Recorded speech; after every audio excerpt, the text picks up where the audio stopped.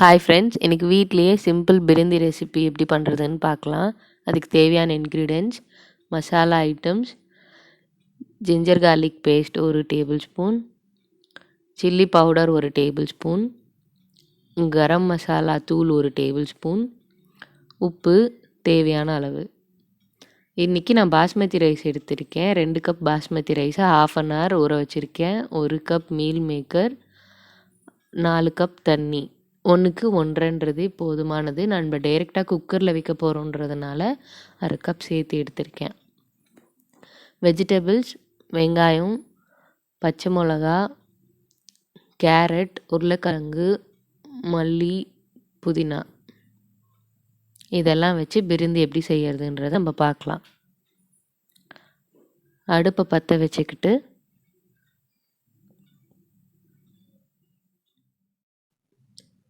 தாளிக்க கொஞ்சமாக நெய் ஊற்றிக்கலாம். விட்டுட்டு நெய் சூடானதும் மசாலா ஐட்டம்ஸ் போட்டு ஃப்ரை பண்ணிக்கலாம். இப்போது வெஜிடபிள்ஸ் எல்லாம் ஒன்று ஒன்றா போட்டு ஆட் பண்ணி ஃப்ரை பண்ணிக்கலாம். ஃபஸ்ட்டு வெங்காயம், அதுக்கப்புறம் வெங்காயம் கொஞ்சம் வதங்கினதும் பச்சை மிளகா, கேரட், உருளைக்கிழங்கு எல்லாமே ஒன்று ஒன்று ஆட் பண்ணி கொஞ்சம் உப்பு போட்டு ஃப்ரை பண்ணிக்கலாம். உப்பு ஏன் போடுறோன்னா சீக்கிரமாக வதங்கிடணும் அப்படின்றதுக்காக உப்பு ஆட் பண்ணிக்கிறோம்.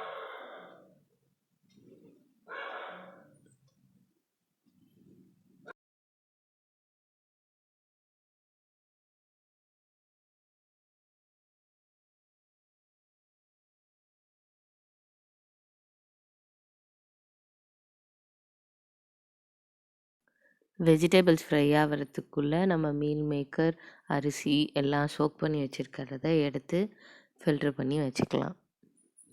மீல் மேக்கர் தண்ணி இல்லாமல் நல்லா பிழிஞ்சி எடுத்து வச்சுக்கோங்க.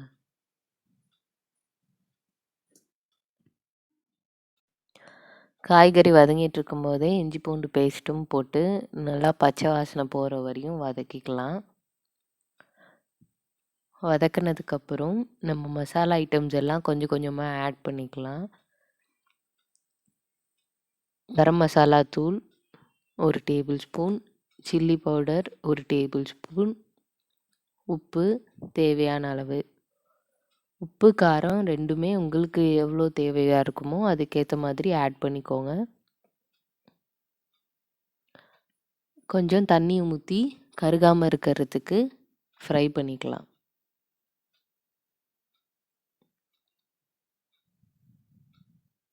ஃப்ரை பண்ணதுக்கப்புறம் basmati rice, meal maker, measure பண்ணி எடுத்து வச்சுருக்க தண்ணி எல்லாம் போட்டு மிக்ஸ் பண்ணிக்கலாம்.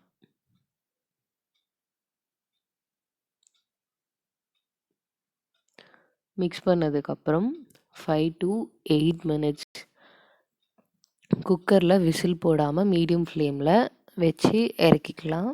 இஃப் சப்போஸ் விசில் போடுறீங்க அப்படின்னா 1 விசில் போட்டால் போதும். பாஸ்மதி ரைஸ் சீக்கிரமாக வெந்துடும்.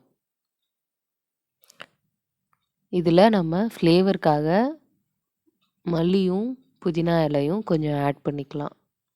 இல்லைன்னாலும் பரவாயில்ல, ஒன்றும் பிரச்சனை இல்லை. இது ஃப்ளேவருக்காக மட்டும்தான் நம்ம ஆட் பண்ணுறோம். தண்ணி ஊற்றி மிக்ஸ் பண்ணதுக்கப்புறம் உப்பு காரம் எல்லாம் செக் பண்ணிக்கோங்க. இஃப் சப்போஸ் பத்தலை அப்படின்னா என்ன வேணுமோ ஆட் பண்ணிக்கோங்க. மூடி வச்சு குக்கரில் 8 to 10 மினிட்ஸ் மீடியம் ஃப்ளேமில் வச்சுக்கோங்க. 8 மினிட்ஸ் ஆகிடுச்சு. இப்போ ரிலீஸ் பண்ணி பார்க்கலாம்.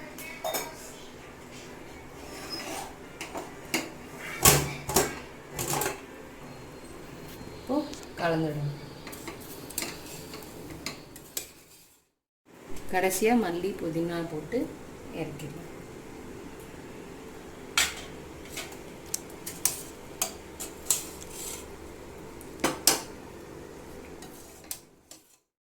சுவையான வெஜிடபிள் பிரிந்தி தயார். ரைதாவோட வச்சு சாப்பிட்டா நல்லா இருக்கும். தேங்க்யூ.